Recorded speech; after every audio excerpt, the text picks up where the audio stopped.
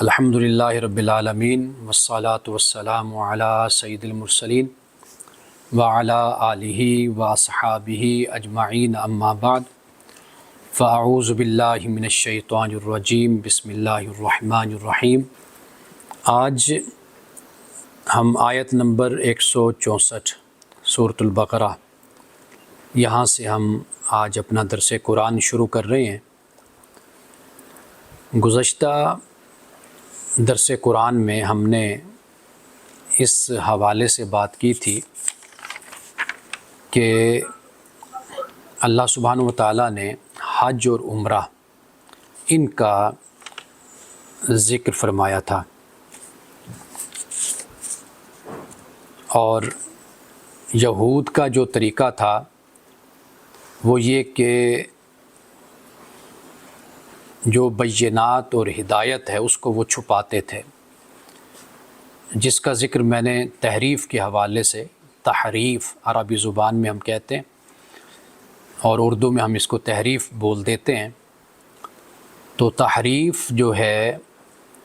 یہ وہ کرتے تھے۔ اب اس کے بیان کے بعد اللہ سبحانہ و تعالیٰ اپنی ذات پر جو دلائل ہیں اس کا بیان فرماتا ہے، اور پھر اس کے بعد دنیا میں جو لیڈر ہیں، رہنما ہیں، راہبر ہیں، اور پھر ان کے جو پیروکار ہیں، پیرو ہیں، ان کے بارے میں اللہ سبحانہ و تعالیٰ پھر جو معاملہ قیامت کے دن ہوگا اس کا ذکر کرتا ہے۔ فرمایا ان فی خلق السماوات والارض واختلاف اللیل والنہار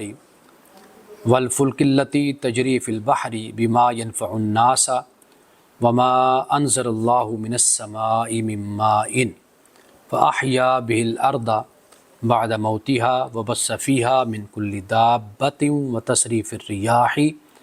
والسحاب المسخر بین السماء والارض لآیات لقوم یعقلون۔ فرمایا کہ بے شک آسمانوں اور زمین کی تخلیق میں، آسمانوں اور زمین کی تخلیق میں، واختلاف اللیل والنہار، رات اور دن کے اختلاف میں، اور والفلک التی تجری فی البحر، اور کشتیوں میں کہ جو دریا و سمندر میں رواں دواں رہتی ہیں، بما ينفع الناس، اس لیے کہ وہ لوگوں کو نفع دیتی ہیں۔ اس میں وما انزل اللہ من السماء من ماء فاحیا به الارض بعد موتها، اور جو اللہ نے آسمان سے نازل کیا پانی تو اس کے ذریعے سے مردہ زمین کو اللہ تعالیٰ زندہ کرتا ہے، اس کے بنجر ہو جانے یا مردہ ہو جانے کے بعد۔ وبث فیہا من کل دابہ، اور پھر اللہ سبحانہ و تعالیٰ نے زمین میں پھر اللہ نے دابہ کو پھیلا دیا، اور تصریف الریاح، ہواؤں کا چلنا، اور پھر والسحاب المسخر بین السماء والارض، اور بادل کہ جنہیں آسمانوں اور زمین کے درمیان جنہیں مسخر کر دیا گیا ہے۔ اب یہ کیا ہے؟ فرمایا کہ یہ نشانیاں ہیں۔ اس میں کن کے لیے؟ فرمایا کہ ان لوگوں کے لیے کہ جو عقل رکھتے ہیں، جو عقل کو استعمال کرتے ہیں، تو فرمایا کہ ان کے لیے اس میں نشانیاں ہیں۔ اب یہاں پر چند الفاظ ہیں، اختلاف، یعنی اختلاف کا مطلب کیا ہے؟ ایک تو وہ جو ہم مطلب سمجھتے ہیں، اس کا مطلب ایک ورائٹی ہے، چونکہ رات اور دن یہ تبدیل ہوتے رہتے ہیں، رات آئی چلی گئی، دن آ گیا، پھر دن چلا گیا، رات آ گئی، تو ان کا جو یہ اختلاف ہے، تو فرمایا کہ بھئی ایک دوسرے کے بعد آنا ان کا پہم، تو یہ بھی ایک نشانی ہے اللہ کی۔ یہ تو اختلاف کا مطلب پھر اب واضح ہو گیا، آپ کو میں نے بتایا کہ اختلاف سے مراد یعنی ورائٹی۔ ایک حدیث آپ صلی اللہ علیہ وسلم کی طرف یہ منسوب کی جاتی ہے، اگرچہ یہ کمزور ہے لیکن بات واضح ہو جاتی ہے کہ اختلاف امتی رحمت، میری امت کا اختلاف رحمت ہے۔ اب یہاں پر اختلاف سے مراد ورائٹی ہے، تنوع ہے۔ تو اس کی مثال ایسی ہوتی ہے کہ جیسے ہم 5 لوگ اگر بیٹھے ایک مسئلے پر بات کر رہے ہیں تو 5 لوگوں کی رائے مختلف ہوگی، یعنی گویا کہ اس مسئلے کا حل 5 لوگ مختلف دیتے ہیں، تو یہ در حقیقت اختلاف ہوتا ہے، یہ رحمت ہے۔ لیکن اختلاف کو اس طرح بڑھا دینا کہ وہ ذاتیات پر پہنچ جائے، یا پھر یہ ہے کہ وہ اس سے آگے بڑھ کر عزت کا ایشو بن جائے، مسئلہ بن جائے کہ چونکہ میں نے یہ کہا تھا تو میری بات کیوں نہ مانی گئی، تو ایسا اختلاف پھر رحمت نہیں زحمت بن جاتا ہے، جو فرقے میں کی شکل اختیار کر لیتا ہے، فرقے میں بدل جاتا ہے۔ تو لہٰذا اختلاف سے مراد یہی ہے کہ جسے ہم تنوع کہتے ہیں، ورائٹی کہتے ہیں۔ اب اس کے بعد کشتیوں کا چلنا سمندر میں، لوگوں کو اس سے بڑا فائدہ بھی پہنچتا ہے۔ اللہ تعالیٰ نے آسمان سے پانی کو نازل کیا اور اس پانی سے کیا ہوتا ہے، مردہ زمین زندہ ہوتی ہے، اور پھر اللہ نے اس زمین میں ہر دابہ پھیلا دیا۔ دابہ سے مراد یعنی زمین پر چلنے پھرنے والے جتنے بھی ہیں وہ سارے دابہ کہلاتے ہیں۔ اگر معنی میں وسعت پیدا کریں تو پھر اس سے مراد جاندار ہے۔ اللہ سبحانہ و تعالیٰ نے فرمایا کہ ہر یعنی کسی کا ایک گروہ ہے، ایک جماعت ہے، پرندے جو اڑتے ہیں ان کی بھی ایک جماعت ہے، تو لہٰذا جاندار اس کا معنی کیا جائے کہ ہر دابہ کو اللہ نے پھیلا دیا۔ وہ چرند ہیں، وہ پرند ہیں، وہ 4 ٹانگوں والے ہیں، وہ 2 ہیں، 2 ٹانگوں والے ہیں، وہ سینے کے بل چلنے والے ہیں، سب کے سب پھر اس میں شامل ہو گئے۔ وہ اڑنے والے ہیں۔ ہواؤں کو مسخر کیا۔ آپ نے دیکھا حضرت موسیٰ علیہ السلام کا جو واقعہ ہے کہ جب آپ دریا میں اتر گئے تو جسے دریائے نیل کہا جاتا ہے، تو تورات کے مطابق یہی بات بیان ہوتی ہے کہ ہوا ایسی چلی کہ اس نے پانی کو پھاڑ دیا اور 2 دیواریں بن گئیں، ایک ادھر دیوار ایک ادھر۔ قرآن پاک نے تو اس کو کالطود العظیم کہا، ایک پہاڑ کی مانند دونوں، لیکن تورات نے اس کو دیوار کہا ہے۔ اب ہوا چلی اتنی تیز کہ اس نے راستہ بنا دیا، ادھر بھی دیوار بن گئی ادھر بھی دیوار بن گئی، بیچ میں سے حضرت موسیٰ علیہ السلام اپنے لشکر کے ساتھ بنی اسرائیل کے ساتھ گزر گئے۔ تو یہاں پر بھی اللہ سبحانہ و تعالیٰ یہ فرماتا ہے کہ ہواؤں کا چلنا جو ہے یہ بھی نشانی ہے اللہ۔ ویسے بھی ہوا چلتی ہے تو ہوا کسی کے لیے رحمت بنتی ہے، کسی کے لیے عذاب اور زحمت بن جاتی ہے۔ اور بادل مسخر کیے گئے آسمان اور زمین کے درمیان، بادلوں کو اللہ تعالیٰ نے مسخر کر دیا۔ یعنی مسخر جب تسخیر کا لفظ ہم بولتے ہیں تو اس سے مراد یہ ہوتا ہے کہ کسی کو مطیع کر کے بغیر اجرت اور معاوضے کے کسی کی خدمت میں لگا دینا، یہ در حقیقت تسخیر ہوتا ہے۔ یعنی کہ اللہ سبحانہ و تعالیٰ نے بادلوں کو مسخر کر دیا، مطیع کر دیا، فرما بردار بنا دیا، اور یہ جو خدمت ہے یہ بغیر اجرت کے ہے، بغیر ویجز کے، بغیر کسی بدلے کے، معاوضے کے اللہ تعالیٰ نے یہ ڈیوٹی لگا دی۔ اب بادل برستے ہیں تو کوئی ہم اس کی کوئی خدمت تو نہیں کر رہے، کوئی معاوضہ تو نہیں دے رہے۔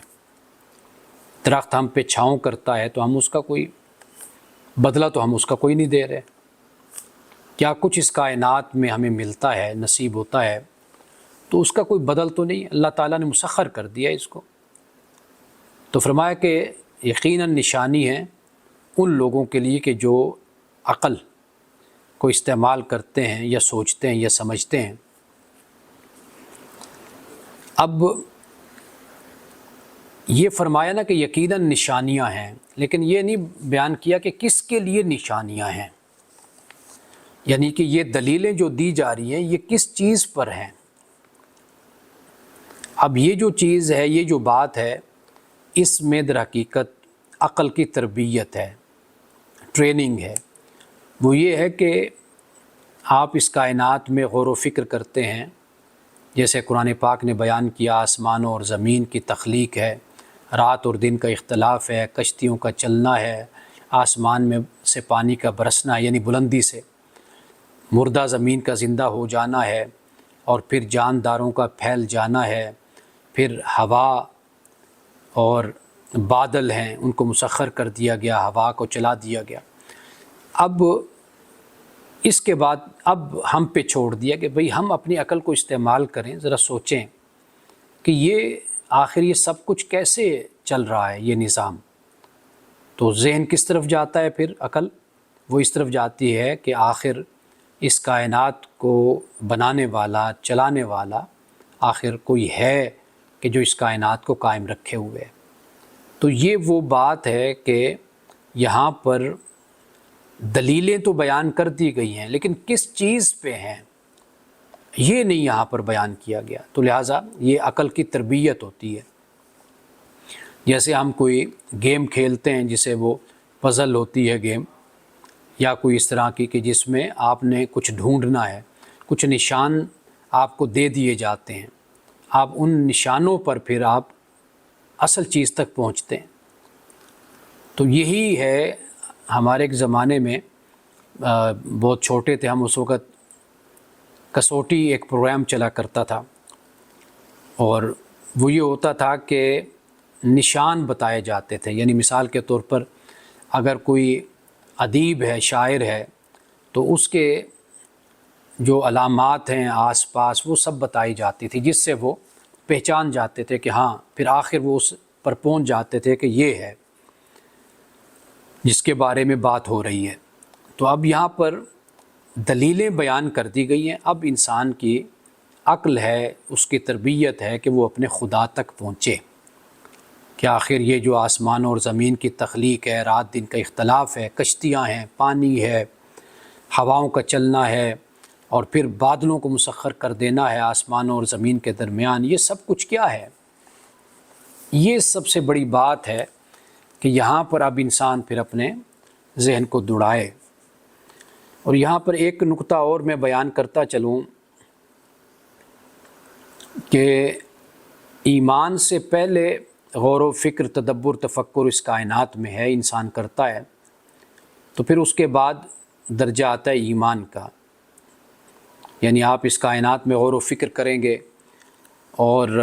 آپ مانیں گے اور اللہ کی ذات پہ ایمان لائیں گے کہ یہ جو کچھ بھی اس کائنات میں پیدا کیا گیا یہ کسی انسان کے بس میں نہیں ہے کہ اس کو پیدا کر سکے، اس کو تخلیق کر سکے، اس کو بنا سکے، تو آخر اس کا بنانے والا کوئی ہے۔ اب جب آپ یہاں تک پہنچے، آپ اللہ پہ ایمان لائے، رسول اللہ صلی اللہ علیہ وسلم پر ایمان لائے، قرآن پہ ایمان لائے، تو اب اس کے بعد پھر آپ کی ذمہ داری یہ بن جاتی ہے کہ اب آپ دل کے ساتھ، دل و جان کے ساتھ اس پیغام کو قبول کریں اور اس پر عمل کریں۔ ہمارا مسئلہ یہ ہوتا ہے کہ ہم اندھے ہو کر ایمان لے آتے ہیں، اور پھر ایمان لانے کے بعد پھر غور و فکر شروع کر دیتے ہیں۔ یعنی غور و فکر سے مراد یہ ہے کہ اب ایمان لانے کے بعد کہ بھئی مانوں نہ مانوں، آگے چلوں نہ چلوں، کیا کروں نہ کروں، یہ نہیں بات۔ پہلے غور و فکر ہے، تدبر تفکر ہے، اور پختہ طریقے سے ایمان لانا ہے، اور پھر اس کے بعد سرنڈر کر دینا ہوتا ہے۔ لیکن ہم ساری زندگی اسی گو کی کیفیت میں رہتے ہیں، ایمان ہم میں راسخ نہیں ہوتا، اور اعمال کی طرف ہمارا دل پھر راغب نہیں ہوتا۔ تو یہ سب سے بڑا مسئلہ ہمارے ساتھ ہے۔ اب یہاں پہ دیکھیے اللہ سبحانہ وتعالیٰ نے آیت نمبر 164 میں غور و فکر کی دعوت دی ہے، عقل کو خطاب کیا ہے، اور کہا ہے کہ جو قوم عقل رکھتی ہے وہ ان نشانیوں پہ غور و فکر کرے، دیکھے، یہ دلائل ہیں، ان پر غور و فکر کرنے کے بعد اللہ کی ذات تک جب انسان پہنچے گا پھر پختہ ایمان لائے، پختہ ایمان کے بعد پھر عمل ہے، پھر صحیح طریقے سے عمل کرے۔ تو یہ ترتیب ہے جو یہاں قرآن مجید بیان کرتا ہے۔ اب آگے دیکھیے فرمایا وَمِنَ النَّاسِ مَن يَتَّخِذُ مِن دُونِ اللَّهِ أَندَادًا يُحِبُّونَهُمْ كَحُبِّ اللَّهِ، بعض لوگ ہیں جو اللہ کو چھوڑ کر ہمسر بناتے ہیں اللہ کا، یحبونہم ان سے محبت کرتے ہیں کحب اللہ، جیسے اللہ سے محبت ہونی چاہیے۔ والذین آمنوا اشد حبا للہ، اور جو ایمان لائے ہیں وہ اللہ تعالیٰ سے بہت سخت محبت کرتے ہیں، اللہ کو سب سے بڑھ کر محبوب رکھتے ہیں۔ اب یہ دیکھیے کہ ایمان کے بعد کیا درجہ آ گیا، اللہ تعالیٰ سے شدید محبت کرنا، سب سے بڑھ کر محبت کرنا، اس لیے کہ پہلی آیت میں بتا دیا کہ عقل کو استعمال کرو، تدبر تفکر کرو، اللہ نے اس کائنات میں نشانیاں پھیلائی ہوئی ہیں، دلائل موجود ہیں، ان کو دیکھو سمجھو، پھر جب تم ایمان لے آؤ پھر تمہارا ایمان پھر مضبوط ایمان ہونا چاہیے، اور اللہ تعالیٰ پھر تمہاری منزل ہونی چاہیے، اور اللہ سے پھر جو محبت ہے وہ بڑھ کر ہونی چاہیے۔ اب یہ دیکھیے کہ محبت یہاں پر بیان ہوئی ہے، تو پہلے کیا ہے، غور و فکر، تدبر تفکر، یعنی اللہ کہ ہاں اللہ کی بارگاہ میں ایسا ایمان قبول نہیں ہے کہ جو بندہ بالکل ہی اندھوں کی طرح مان لے چیز کو، بلکہ غور و فکر، تدبر تفکر، ایمان، پھر اس کے بعد اللہ سے محبت،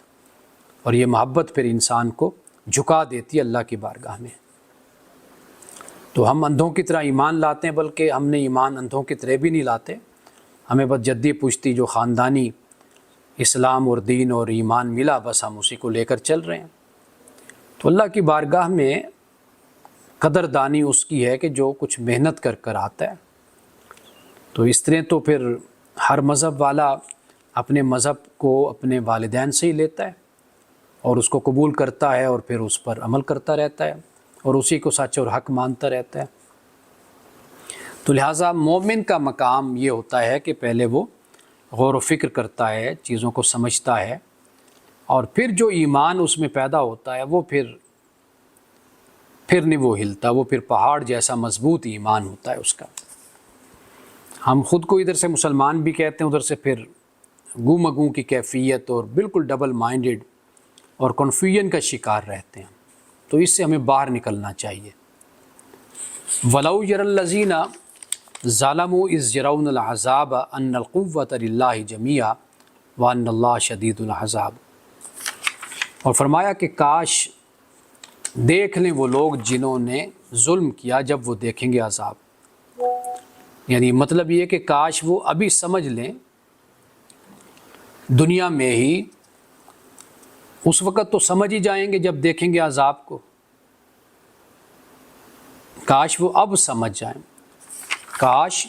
سمجھ جاتے وہ لوگ جنہوں نے ظلم کیا کہ جب وہ عذاب کو دیکھیں گے، یعنی اب ان کے پاس وقت ہے کہ کاش وہ سمجھ جائیں، ایمان لے آئیں، غور و فکر کر لیں، سوچ لیں، لیکن جب وہ دیکھیں گے عذاب کو ان القوۃ للہ جمیعا، تو پھر بے شک قوت اللہ ہی کے لیے ساری کی ساری، وان اللہ شدید العذاب، اور بے شک اللہ تعالیٰ عذاب میں سخت ہے۔ اب بن دیکھے ایمان لانا، یعنی بن دیکھے سے مراد کیا ہے کہ دلائل موجود ہیں اس کائنات میں، جیسے ہم پہلے بات کر کے آئے ہیں، تو اب اس کے بعد ان دلائل کی بنیاد پر ماننا ہے۔ قیامت کے دن جن باتوں کو، جن چیزوں کو ہم دلائل کی بنیاد پر مان رہے ہیں، وہ سب کچھ قیامت کے دن تو کھل کر سامنے آ جائے گا، تو اس وقت تو دیکھ کر پھر انسان کہے گا کہ جی میں مانتا ہوں، تو اللہ فرمائے گا نہیں، اب تمہارا ایمان قبول نہیں ہے، منظور نہیں ہے، شرط یہ تھی کہ تم آخر اللہ نے عقل دی ہے، شعور دیا ہے، سمجھ دی ہے، تو دنیا میں پھیلے ہوئے دلائل کو دیکھتے، یہی تو آزمائش اور امتحان ہے کہ ان دلائل پر غور و فکر کرتے، پھر تم مجھ پر ایمان لاتے، مجھے مانتے، تو پھر بات بنتی۔ تو فرمایا کہ قوت اللہ کے لیے سارے کی ساری، اور بے شک اللہ تعالیٰ عذاب دینے میں سخت ہے۔ یہ عذاب دینے میں سخت اس لیے ہے کہ اس نے دنیا میں ہر طرح دلائل مہیا کر دیے تھے، اس سے بڑھ کر اور کیا ہو کہ یہ کائنات کھلی کتاب ہے اور قرآن بند کتاب ہے، تو اللہ نے کتاب کے ذریعے سے، وحی کے ذریعے سے بھی ہدایت مہیا کی، اس کائنات کو بھی اللہ تعالیٰ نے ہمارے لیے کھول کر رکھ دیا۔ اور پھر تیسری بات کہ جو ہمارے اندر شعور رکھا اللہ نے، سورۃ الاعراف میں جس طرح اس بات کو بیان کیا ہے کہ اللہ سبحانہ و تعالیٰ نے خیر و شر کا شعور اور اپنی ذات کا شعور اللہ نے انسان میں رکھا ہے، تو اللہ نے کوئی کمی تو چھوڑی نہیں ہے، سارے اسباب اور ذرائع ایمان لانے کے اللہ نے انسان میں رکھ دی یا انسان کے سامنے رکھ دیے۔ اب تعصبات ہیں، وابستگیاں ہیں، مسلک ہیں، فرقے ہیں، اپنی جماعتیں ہیں، گروہ ہیں، ذات پات ہے، رنگ نسل ہے، اب اس میں انسان پھنس کر رہ جائے تو پھر اس کی مرضی ہے۔ باقی اللہ نے تو کچھ بھی ایسا اس کائنات میں نہیں چھوڑا کہ جو اس کی طرف بلاتا نہیں ہے۔ اب دیکھیے فرمائے استبرأ الذین اتبعوا من الذین اتبعوا ورأوا العذاب وتقطعت بهم الاسباب، کہ اس وقت کو سوچو ذرا، اس کا خیال کرو کہ جو مقتدا ہوں گے یعنی رہنما ہوں گے، لیڈر ہوں گے، وہ برات کا اعلان کریں گے کن سے؟ ان سے جنہوں نے پیروکاری کی، یعنی پیروکاروں سے وہ برات کا اعلان کر دیں گے، کہیں گے جی ہم نہیں ان کے ذمہ دار۔ اللہ تعالیٰ معاف فرمائے، دنیا میں یہی رویہ ہمیں اختیار کرنا چاہیے کہ میں بھی آپ کو جو بات بتاتا ہوں تو آپ میری بات کو سنیں ضرور، اس پر غور و فکر بھی کریں، لیکن آپ کو رد و قبول کا مکمل اختیار ہے۔ میں قرآن پاک کی تفسیر بیان کر دیتا ہوں، ترجمہ بیان کر دیتا ہوں، ممکن ہے اس میں کوئی بات میری بھی ہو اپنی، وہ غلط ہو، آپ کو پورا حق ہے کہ آپ میری بات کو رد کر دیں، قبول نہ کریں، کیونکہ میں مرنے کے بعد اپنا بوجھ بھی اٹھا لوں تو یہ بڑی بات ہے، اپنے اعمال کا، اپنے گناہوں کا، بے عملی کا، کجا یہ کہ میں دوسروں کا بوجھ اٹھاتا پھروں کہ فلاں میری وجہ سے گمراہ ہوا، میری وجہ سے وہ حق کی راہ سے دور ہو گیا، مجھ پر وہ ایمان رکھتا تھا، لاتا تھا، تو اس لیے نعوذ باللہ تو میں تو کسی کا نہیں بوجھ اٹھا سکتا، میں اپنا ہی اٹھا لوں تو بڑی بات ہے، وہ بھی نہیں اٹھایا جانا، وہ بھی اللہ کی رحمت اور اس کے فضل اور احسان سے ہی آگے کام چلنا ہے ہمارا۔ تو لہٰذا یہ جو دنیا میں دکانیں ہیں، گدیاں ہیں، ممبر ہیں، اور باقاعدہ طور پہ وہاں سے ایسے آوازیں اٹھتی ہیں کہ جیسے خدا بول رہا ہے، تو علمان والحفیظ اس سے پرہیز کرنا چاہیے، اس لہجے سے اور اس انداز سے، کیونکہ مختصر زندگی ہے اور فانی زندگی ہے، تو ہم کسی کا نہیں بوجھ اٹھا سکتے۔ یہ ان لوگوں کا ذکر ہو رہا ہے کہ جو لوگوں کو اپنے سیاسی مذہبی مفادات اور جماعتی گروہی مفادات کے لیے لوگوں کو اپنے پیچھے لگاتے تھے، اور پھر قیامت کے دن یہ کیا کہیں گے جی بھئی ہم تو بری ہیں ان سے، ہم نہیں ان کا ذمہ لیتے۔ آپ کیوں نہیں بھئی ذمہ لیتے؟ وراء العذاب، اور عذاب کو دیکھیں گے تو وتقطعت بہم الاسباب، اور اسباب جو ہیں وہ ان کے ساتھ کٹ جائیں گے، یعنی رشتہ تعلق جو ہیں، اسباب و وسائل سارے کے سارے ختم ہو جائیں گے، اس لیے کہ وہ جن کی پیروکاری کرتے تھے ان کو بھی تو اپنے لیے بڑا کچھ سمجھتے تھے نا، کہ یہ ہماری شفاعت کروا دیں گے، یہ ہمارے لیے وسیلہ بن جائیں گے۔ اللہ کی بارگاہ میں وہ خالق ہے، وہ مالک ہے، وہ قہار ہے، غفار ہے، اس کی بارگاہ میں جب بندے حاضر ہوں گے تو وہ اپنے بندوں کے ساتھ معاملہ فرمائے گا۔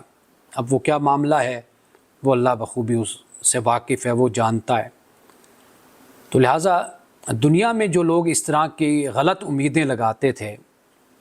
اور اس طرح کی خوش فہمیاں پالا کرتے تھے، یہاں پر ان کی خوش فہمی ختم ہو جاتی ہے۔ جیسے میں کئی دفعہ ایک بات آپ کو سنا چکا ہوں کہ خود ایک صاحب سعودیہ سے آئے تو وہ مجھ سے ملے بڑے پریشان، کہتے ہیں جی میں اپنے بھائی کو، بھابھی کو، بھتیجوں کو، بھتیجیوں کو نماز کی طرف بلاتا ہوں، نماز کی تلقین کرتا ہوں۔ سعودیہ سے آئے تھے 20 25 30 سال لگا کر، تو کہتے ہیں میں نے انہیں 2 4 5 دفعہ کہا، انہوں نے سن لیا، تھوڑا سا میرا لحاظ کیا، لیکن آخر وہ تنگ آ کر بول پڑے کہ بھئی ہم فلاں پیر صاحب کے مرید ہیں، وہ ہمیں بخشوا لیں گے، چھڑوا لیں گے۔ یہ بدقسمتی سے اس طرح کی بدعقیدگی اور یہ جہالت معاشرے میں موجود ہے، آپ اس کا جتنا بھی انکار کریں۔ ہم جب کسی فرقے کے ہوتے ہیں، کسی مسلک کے، تو پھر ہم ان باتوں کا انکار کر دیتے ہیں کہ نہیں جی ایسے نہیں ہیں۔ بھئی ایسے ہے معاشرے میں۔ آپ اچھے شہروں میں رہتے ہیں، پڑھے لکھے لوگوں میں رہتے ہیں، تو آپ تھوڑا سا دیہاتوں میں نکلیں، گاؤں میں نکلیں، آپ کو اندازہ ہوگا کہ کس طریقے سے پیر صاحب وہاں پر پھیری لگاتے ہیں، سال بعد 6 مہینے بعد کس طریقے سے وہاں سے بٹور کر سب کچھ ان غریبوں کا لے کر جاتے ہیں۔ میں آپ کو خود بتاؤں کہ گزشتہ اتوار کو ہمارے بڑے بھائی کا ختم تھا، ایک محفل تھی ملتان، تو میں گیا وہاں پر، چونکہ وہ علاقہ کچھ دیہاتی علاقہ تھا جہاں پر والد صاحب نے جامعہ بنایا، ادارہ بنایا، تو وہ بھائی صاحب پھر اس کو چلاتے رہے۔ تو میں آپ کو بتاؤں کہ ایسے ایسے لوگ کہ جن کے تن پر کپڑا بھی نہیں ہے نا بیچارے، سادہ سا کپڑا، وہ بھی آ کر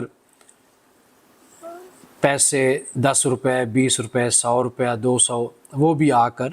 وہاں پر دیتے ہیں۔ اگرچہ میں نے وہ نہیں لیے، میں نے تقسیم کر دیے، انہی کے سامنے بانٹ دیے میں نے،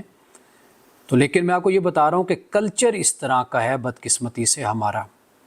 اب وہ بیچارہ جو مطلب کاشتکار ہے، کوئی 2 وقت کی روٹی بڑی مشکل سے کماتا ہے،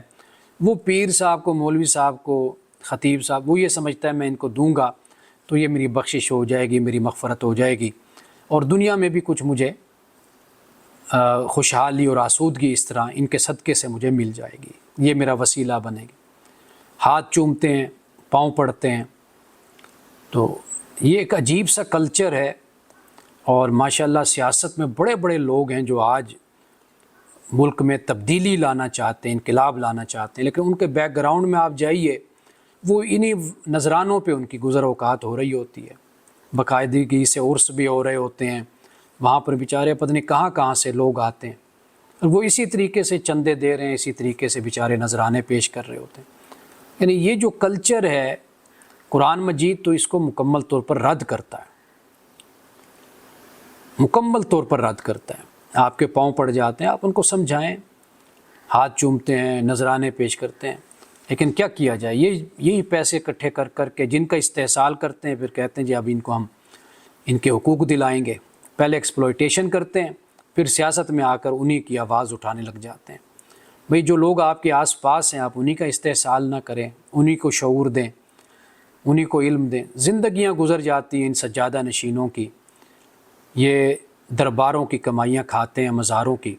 کبھی اپنے علاقوں میں یہ پکی سڑک نہیں بناتے، کبھی لوگوں کو کالج یونیورسٹی نہیں دیتے، کبھی اچھے سکول مہیا نہیں کرتے۔ اسی طرح سال سال گزر جاتے ہیں، صدیاں گزر گئیں، ان بیچاروں کا یہی حال ہوتا ہے۔ لیکن اب قرآن مجید جو بات سمجھاتا ہے وہ یہ سمجھاتا ہے، چاہے مرشد بنا ہوا ہے کوئی، یا پیر بنا ہوا ہے، راہبر بنا ہوا ہے، یا جو بھی بنا ہوا ہے، وہ ہو جو اس کے مرید ہیں پیچھے چلنے، دونوں کو اللہ پاک قیامت کے دن پکڑے گا۔ اس لیے کہ اللہ نے عقل تو سب کو دی ہے نا، شعور سب کو جو دیا ہے، سمجھ دی ہے، سب کو دی ہے، کیوں کوئی اپنے آپ کو جہالت میں رکھتا ہے؟ تو اس لیے اللہ نے یہاں پر دونوں کا ذکر کیا۔ کوئی یہ نہ سمجھے کہ جی میں چونکہ میں مرید رہا